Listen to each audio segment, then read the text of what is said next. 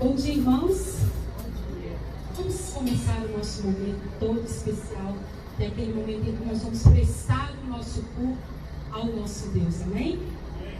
Um dos primeiros versículos que a gente aprende e que também a gente ensina na EBD é: alegrei quando me disseram, vamos à casa do Senhor.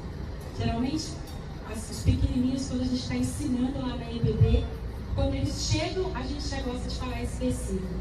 E como é bom estarmos na casa do Senhor, amém? E nós já estamos na casa do nosso Deus. Então devemos estar com os nossos corações alegres, por podermos adorar, exaltar o nome do Senhor. Porque o nosso Deus é bom. Nós podemos viver a bondade do Senhor todos os dias. Nós podemos viver as misericórdias do Senhor todos os dias. Eu convido você que se coloque de pé e vamos prestar esse louvor ao nosso Deus. Vamos prestar culto ao nosso Deus.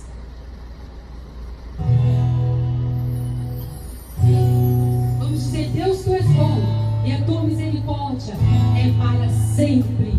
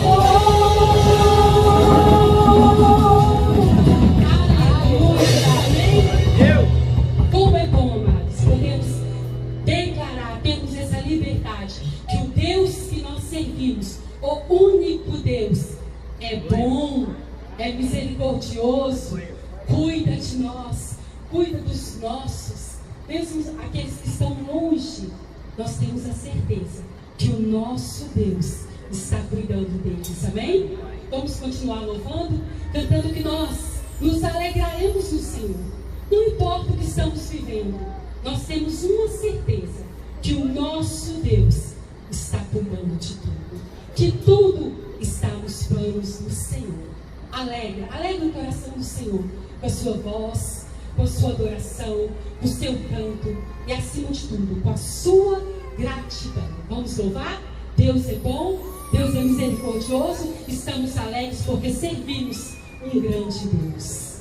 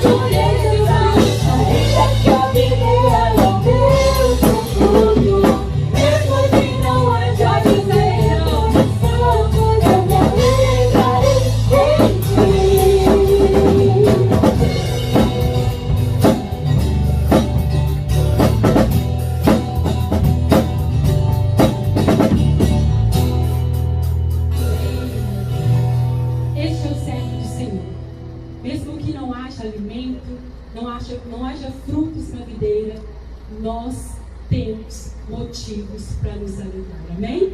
O nosso Deus, o nosso Senhor, a nossa esperança está no nosso Deus, amém? Vamos devolver os nossos dízimos, as nossas ofertas no altar do nosso Deus.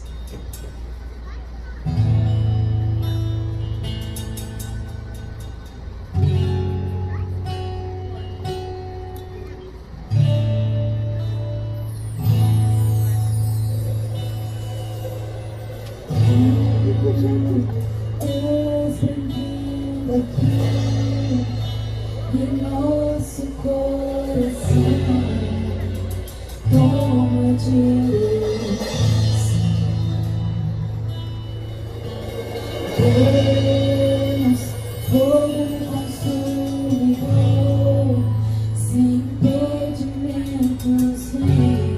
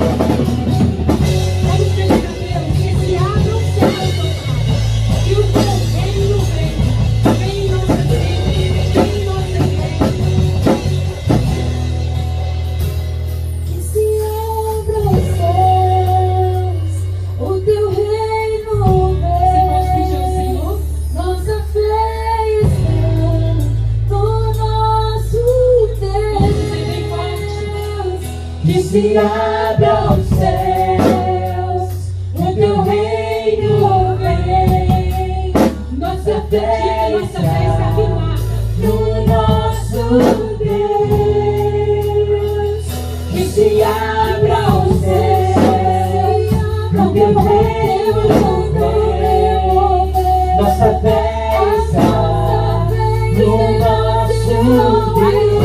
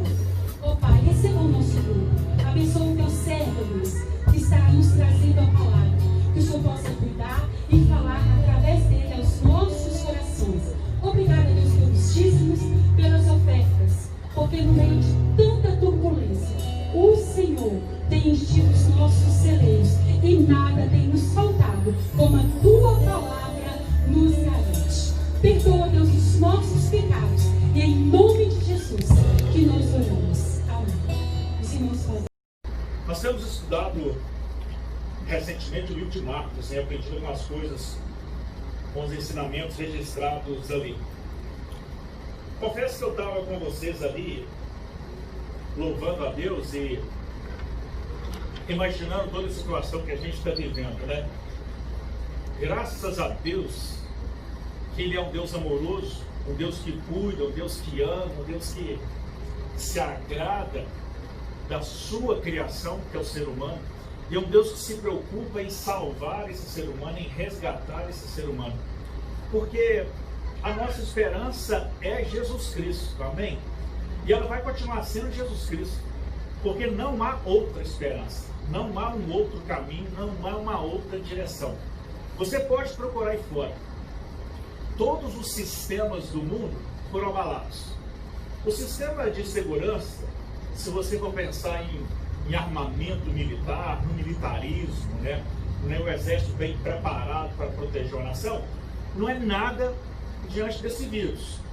Então hoje a gente já sabe que um vírus pode ser criado, não estou dizendo que esse foi criado, mas a gente sabe que Em um laboratório, um vírus pode ser criado e um vírus pode causar um dano no mundo inteiro. Então, que adianta tanto armamento bélico se um vírus de gripe mata? Se um vírus de gripe é capaz de desestabilizar a economia de um país inteiro? Então, o sistema militar nada é. O sistema econômico é frágil. O sistema econômico do mundo é frágil. Uma crise financeira está à beira das portas. Os governos já deviam muito, não é? O governo desse país já tinha dívida de trilhões. Imagina agora. Vários comércios fechados, muitas lojas não vão nem abrir mais. Alguns restaurantes não vão abrir mais. Então a economia também ficou abalada.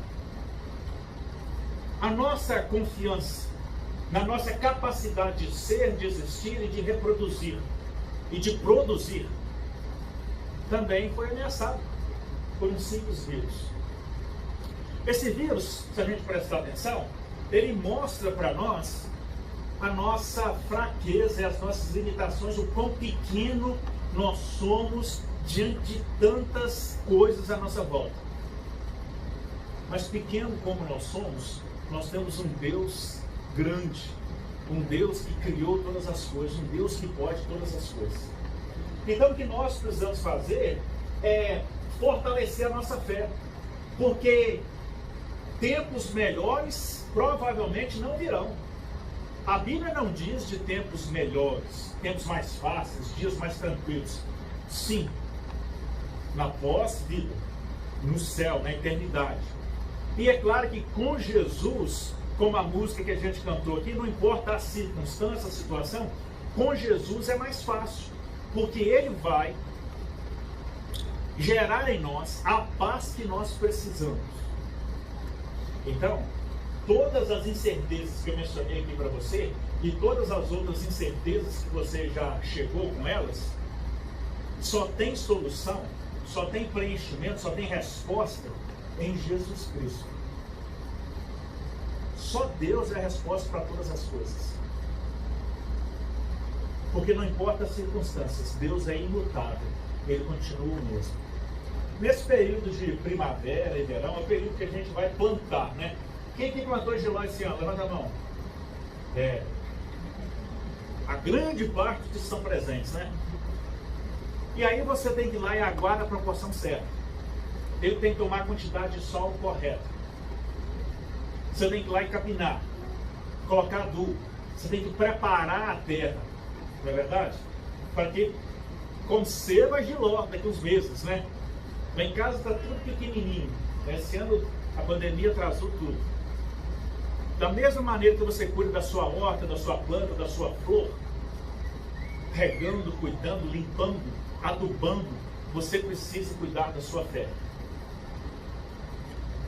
Isso já virou assim uma coisa repetitiva, não é? Clichê. Mas é a pura verdade. Ou nós, eu e você, investimos na nossa fé, ou nós corremos o risco de sermos abalados por tanta coisa que está acontecendo. Estive com o irmão da igreja ontem e ele me mostrou um vídeo de uma praga de gafanhotos que chegou lá no Brasil. Não é aquela que está entrando pela Argentina, não, porque essa foi em Tocantins, está muito longe. Irmãos, é assustador o que os gafanhotos fizeram na lavoura daquele fazendeiro. Ele tinha milho, tinha arroz, tinha feijão e tinha uma plantação de coco enorme. Comeram tudo. E aí a gente começa a pensar naquilo que a palavra de Deus nos diz sobre o final dos tempos, as últimas coisas, os sinais dos tempos. É verdade que a Terra já viveu outras pandemias, o mundo viveu outras pandemias, não a nossa geração, mas já houveram outras pandemias, já houveram outras pragas, mas também é de se entender que a palavra de Deus diz que quando os selos do Apocalipse foram abertos, os 4 cavaleiros foram soltos, quanta coisa parecida com o que a gente vê hoje iria acontecer. E também fala que quando ouvirem as guerras já estão por aí, mas fala também de uma grande paz mundial, de uma grande unidade, de uma crise financeira muito grande no mundo inteiro, não só em um país específico, mas no mundo inteiro. Fala de um governo só, alguém que vai levantar e vai resolver o problema do mundo, e a gente vê que todas as coisas vão convergindo para o final, que não é novidade para ninguém, porque a Bíblia já diz, de um governo só, do anticristo, a volta do nosso Cristo Salvador. Então, a expectativa que a gente deve ter é que, firmados em Jesus Cristo, nós estaremos protegidos de todas as coisas, amém? E de que, baseado na Bíblia, o esfriamento do amor vai aumentar, as discussões, as guerras, as brigas, os desentendimentos vão aumentar, e a humanidade vai caminhar para esse fechamento. Os capítulos finais da história da humanidade. E eu e você precisamos estar atentos. Primeiro, para a gente não ser iludido com aquilo que não é, mas também para a gente não menosprezar aquilo que é como se não fosse. A palavra nos ensina a vigiar e orar.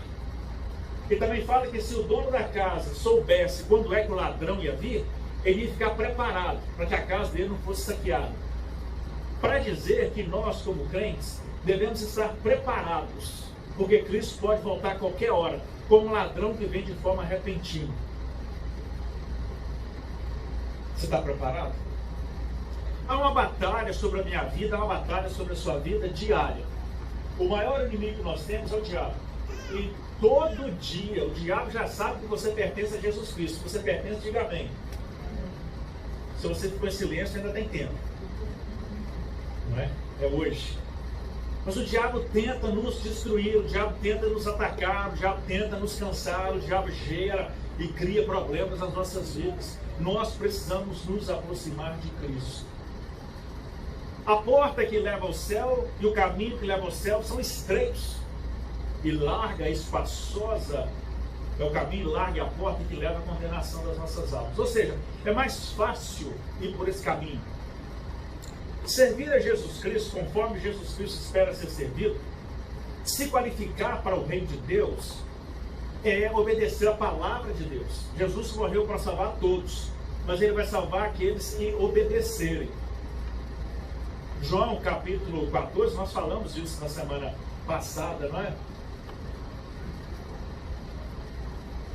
Tem que amar a Jesus Cristo, aceitar os seus mandamentos, ser obediente a Ele. Não é mais a minha vida, é a vida de Cristo.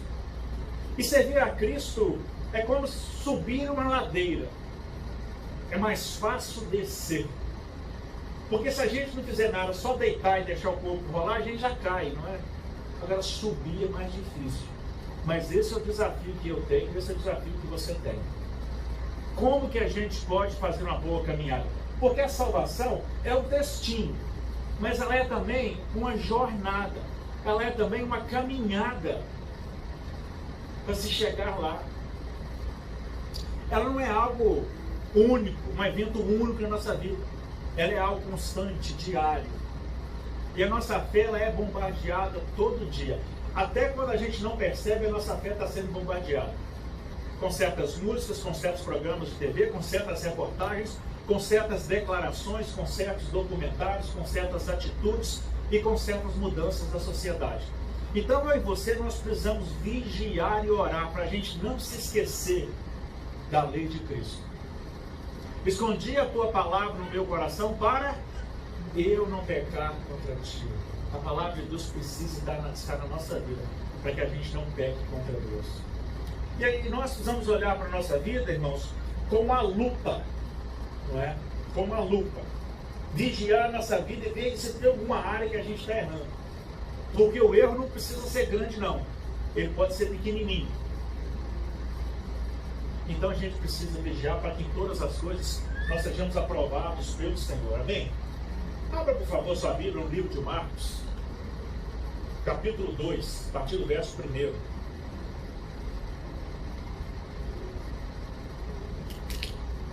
Marcos 2, a partir do verso 1. Mateus, Marcos. Está depois de Mateus, antes de Lucas.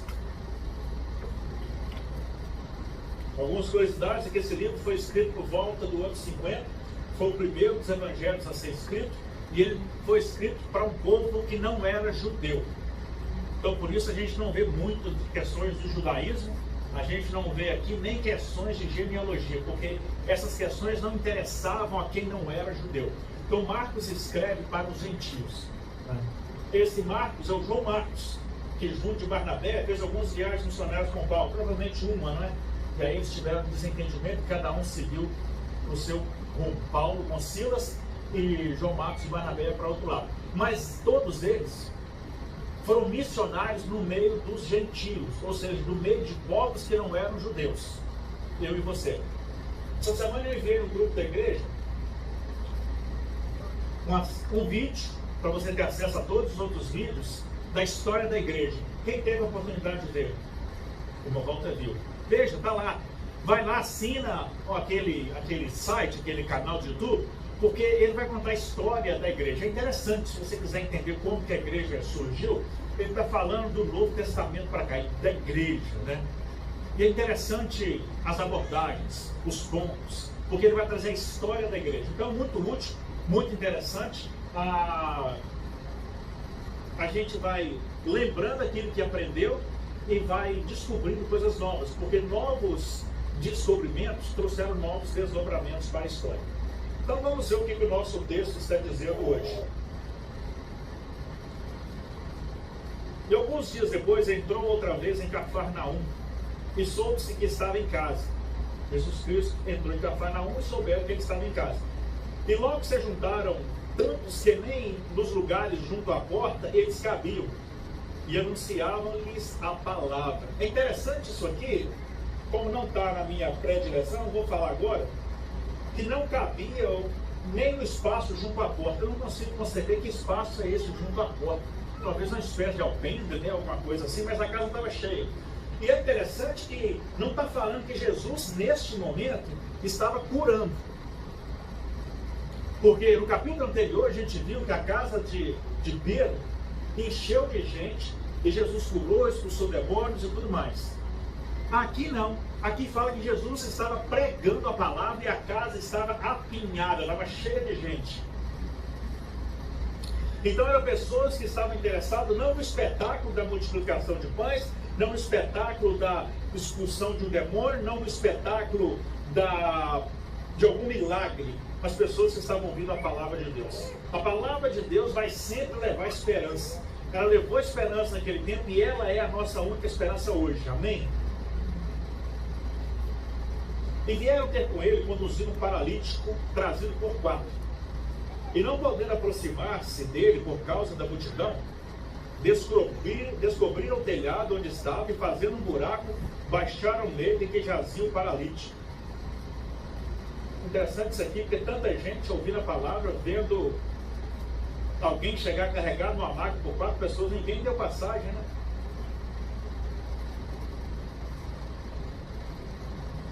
E Jesus, vendo-lhes a fé, disse ao paralítico: Filho, perdoados estão os teus pecados.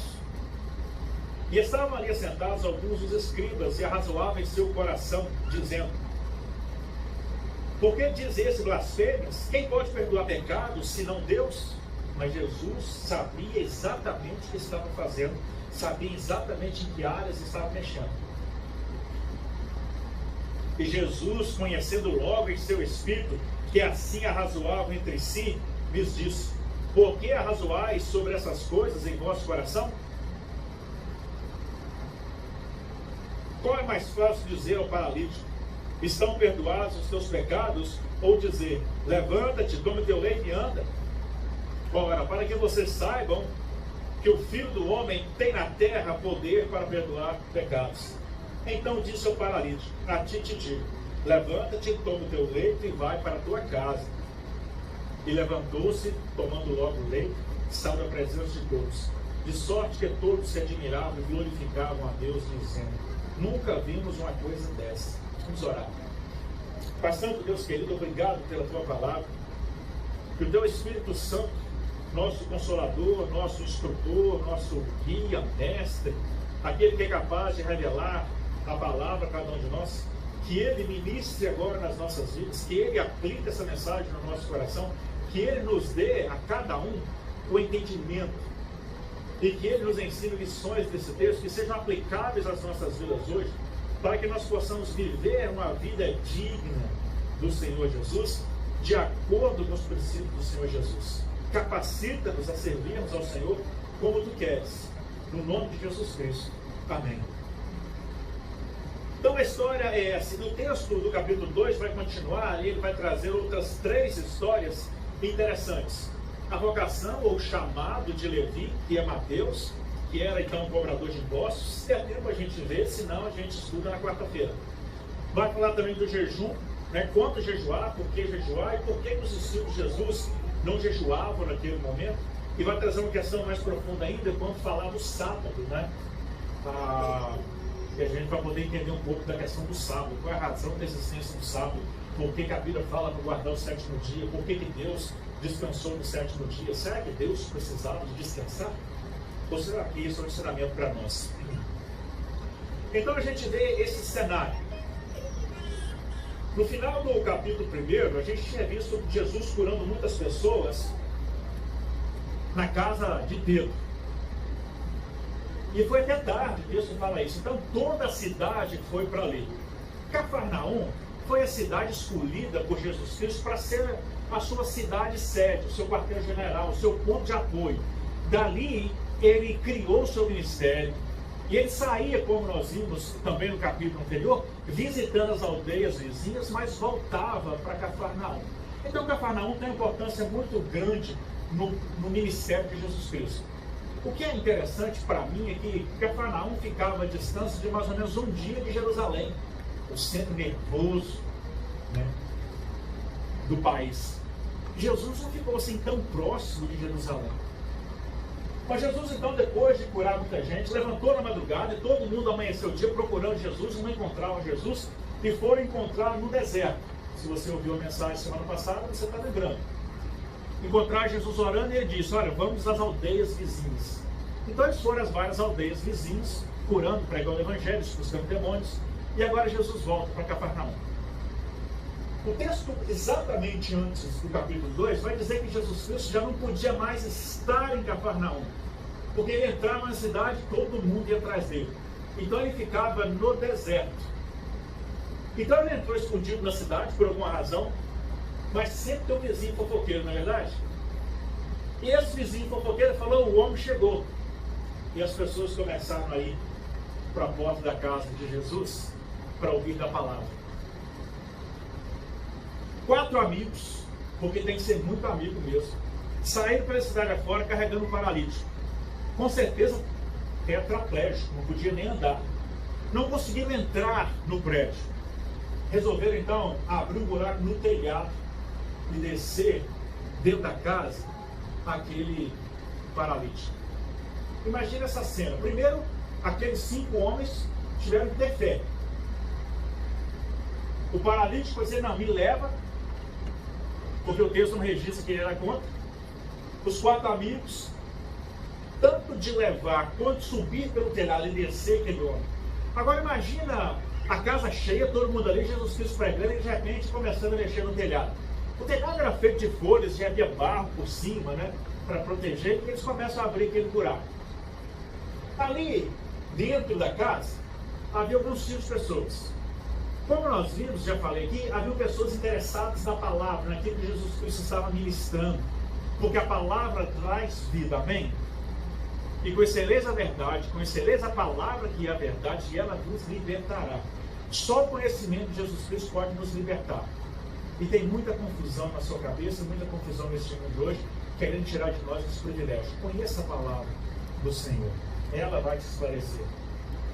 Então havia pessoas aprendendo a palavra, havia pessoas também com certeza interessadas em ver algum milagre, porque Jesus fez vários, e tinha ali também alguns dos líderes religiosos, porque esses estavam sempre vigiando Jesus Cristo. A cultura cristã, a cultura judaica, perdão, ela tinha os seus rituais. A lei foi dada por Deus para que o povo soubesse como viver, e eles foram criando rituais dentro dessas leis. E havia vários rituais. Então, por gerações, o camarada cresceu ouvindo a mesma coisa e praticando a mesma coisa. Então tudo tinha que ser igualzinho. Isso criava no coração deles o que a Bíblia chama de legalismo. E a carga que havia sobre as pessoas.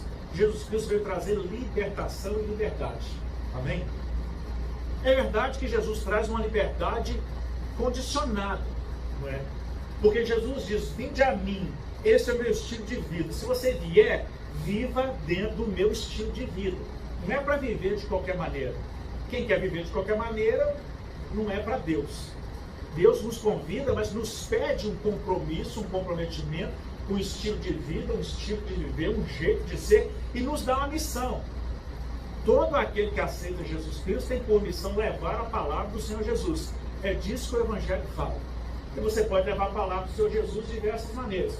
Hoje você pode simplesmente pegar o vídeo da igreja, que vai estar no seu canal do WhatsApp, e compartilhar com muita gente. Você não precisa nem pregar mais. Eu posso te mandar a mensagem que o pastor pregou domingo? Ou você pode simplesmente dizer por que você ama Cristo. Mas então esses homens da lei, da religião, estavam presentes também ali. Jesus sabia disso. Jesus era conhecedor do judaísmo. A Bíblia fala pouca coisa da infância de Jesus e do seu preparo. Lá, quando ele tinha cerca de 12 anos de idade, ele deu uma nega, né, nos pais. Todo mundo veio a Jerusalém para cumprir os rituais. E no meio da caravana, Jesus simplesmente ficou para trás. E quando os pais foram dar falta dele, já estavam longe. Aí tiveram que voltar e encontrar Jesus onde? Discutindo com os doutores da lei. Então a gente não há um relato de como foi o treinamento de Jesus, não há um relato de como foi o ensinamento de Jesus, mas Jesus conhecia bem do judaísmo. E a gente vai perceber isso aqui. Vendo Jesus, então, que eles desceram aquele homem pela corda, viu a fé, e Jesus Cristo disse o seguinte: vendo Jesus a fé, disse ao paralítico: filho, perdoados estão os seus pecados. Jesus sabia que essa frase era um vespeiro, era cutucar a fera com vara curta, era provocar uma discussão. Mas era um jeito também de amarrar aqueles líderes religiosos. Era um jeito também de colocá-los contra a parede, deixá-los numa sinuca de bico. Sabe por quê? O judaísmo ensinava que para alguém ser curado de uma enfermidade física, ele precisava primeiro ser curado da enfermidade espiritual. Ou seja, os pecados dele tinham que ser perdoados primeiro, para que depois ele pudesse ser curado. Então Jesus já entra com essa palavra: filho, os teus pecados são perdoados. E agora um outro ponto interessante. Deus vai dizer que Jesus sabia o que estava se passando no coração daqueles homens.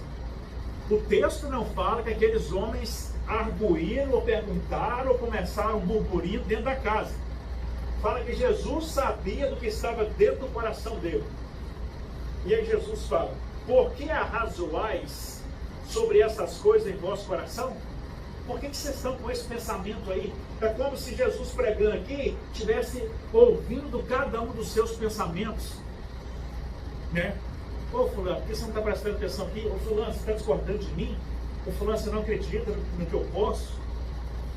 Imagina a surpresa daqueles homens quando Jesus vira e fala: por que vocês estão pensando essas coisas aí? Porque agora, além de curar, de expulsar demônios, de pregar com autoridade, esse Cristo agora mostra que conhece o que está dentro da mente do sujeito. E Jesus então segue explicando para eles. O que é mais fácil? Dizer ao paralítico que estão perdoados os seus pecados, ou dizer: levanta-te, toma o teu leito e vai para casa? Ora, ou seja, eu fiz isso para que você saiba que o Filho do Homem tem na terra poder até para perdoar pecados. A crença prática dos judeus não é mentirosa. Só Deus pode perdoar pecados. Só que agora Deus estava ali presente no meio deles, amém? Deus havia descido dos céus, Deus havia se manifestado na terra. Deus ali com autoridade para perdoar pecados. E eles então não tinham argumentos. Jesus Cristo foi uma tanto a humanidade que resolveu vir para nos salvar, para nos resgatar, para nos libertar, para nos dar esperança. Tudo isso, aquele povo vivia naquela época. Esse é um povo que havia sido levado preso para fora de Jerusalém, para fora do país deles, lá atrás, por Nabucodonosor. O Império Babilônico foi destruído, outros impérios foram vindo. Na sua Bíblia, talvez não na sua Bíblia, né, mas as Bíblias antigamente, e eu tenho dessa em casa, elas traziam entre o final do Velho Testamento e o início do Novo, 4 folhas em branco. O papel foi ficando caro, eles pararam de colocar as folhas em branco, né? Então na minha eu tenho 1, 2, 3. Mas as Bíblias mais antigas têm 4 folhas em branco, representando 400 anos que se passou com uma espécie de silêncio de Deus. Muita coisa aconteceu nesse período, mas o reino de Jerusalém não havia sido estabelecido. A gente vê que o Império Grego teve uma influência muito grande, muito forte nesse período do início do Novo Testamento. A língua grega era falada, os costumes, a cultura grega existiam. É verdade que quando começa o Novo Testamento, já começa dentro do Império Romano. Ou seja, o Império Romano já havia vencido o Império Grego e agora dominava. Mas a cultura grega estava presente, a língua grega estava presente, né? E tudo o que vai acontecer politicamente vai contribuir para o crescimento do Evangelho do Reino. A gente fala disso numa outra ocasião. Mas a história vai se criando, a história vai se montando. Mas, de novo, o povo continuava sem esperança porque eles não eram donos do seu próprio país. Lá atrás com a Babilônia, aí vieram os persas, vieram os medo-persas, gregos, já estou pulando para adiantar. E agora romanos, e eles continuavam a ser um libertador. Então eles esperavam um Cristo libertador, um Cristo que fosse reinar ali, que fosse expulsar os romanos e fosse devolver a terra para eles, o país para eles. Esse era o Cristo que eles esperavam. O povo não tinha mais esperança. O povo não tinha mais a fé em uma mudança. Desde sempre eles ouviam falar do Messias que viria. E é fato que outros tentaram trazer para si o nome de Messias e não foram, e não eram. Então o povo foi muito enganado. Havia muita falta de esperança e muita incerteza. E eu consigo correlacionar o nosso tempo hoje com aquele tempo. Há muita falta de esperança, há um vazio muito grande, há falta de respostas, não se pode confiar no governo. Os presidentes vão para frente da televisão e mentem descaradamente. Se você não pode confiar no líder máximo do país, em quem você vai confiar? O sistema de justiça está envolvido com tanta coisa. A política tomou conta, os partidarismos, o mundo está no desequilíbrio. E de novo, Jesus Cristo continua sendo a esperança. Quero convidar você nessa manhã a lançar sua âncora, a criar raízes profundas no seu relacionamento com Jesus Cristo. Porque Jesus Cristo veio para trazer uma transformação. Não deu tempo para a gente ver hoje na mensagem. Mas Jesus, ele vai dizer que o que ele traz é algo novo. Talvez você já tenha lido ou ouvido a expressão de vinho novo em odres novos, porque o vinho novo dentro do odre velho, o odre não era capaz de segurar, o barril não era capaz de segurar. Também vai falar de pedaço de tecido novo remendando tecido velho. Não vai aguentar, vai rasgar. Jesus trazia algo novo. E para isso precisava de uma nova mentalidade. É isso que Jesus está dizendo. Irmãos, nós precisamos criar uma nova mentalidade do que é o cristianismo, do que é servir a Cristo, de que é compromisso, comprometimento e até sacrifício. O maior sacrifício Jesus fez, e isso nós não temos que fazer. Mas nós temos que dizer não para um monte de coisa, se a gente quiser agradar a Deus.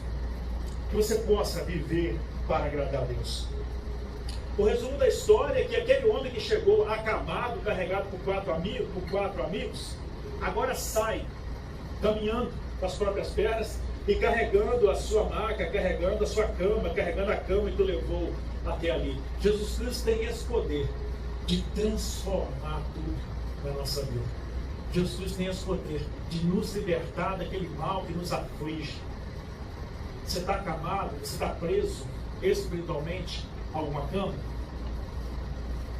Conversando com uma pessoa ontem, ela disse para mim assim: eu estou tentando resolver uns problemas antes de eu voltar para a igreja. Claro, mas a igreja apresenta a solução do problema. É a mesma coisa de você falar que, não, eu estou tentando sarar primeiro, ficar livre desse problema de saúde, para depois eu ir ao médico, ver o que eu tenho. Eu e você, nós sofremos ataques, tentações e lutas espirituais. Jesus Cristo pode e vai nos libertar, mas a nossa fé precisa estar firmada nele. Se há uma cama espiritual prendendo você, liberte-se dela. Desperta tudo que dormes, levanta-te dentre os mortos, e Cristo te esclarecerá. Conheça a palavra de Deus, conheça Jesus Cristo. Não deixe que nada te impeça de estar na presença de Jesus Cristo. Não tenha medo desse vírus, sabendo como é que está todo mundo protegido aí, isolado. Estar na igreja, se você pode estar na igreja, faz parte do seu processo de crescimento. O isolamento pode levar ao esfriamento. Então, se você pode vir, vem. Se você não se sente confortável, fique em casa. Mas cuide da sua vida espiritual. Houve aqui uma demonstração de fé. Vários ensinamentos dentro desse texto. A demonstração de fé daqueles homens, uma atitude de Jesus Cristo, de declarar quem ele era, o confronto das realidades, da realidade e a religião daquela época. Cristo foi a esperança para aquele tempo, e Cristo é a esperança para o nosso tempo. Que você cresça assim, que você cresça com isso, e viva disso. Encha-se da palavra do Senhor.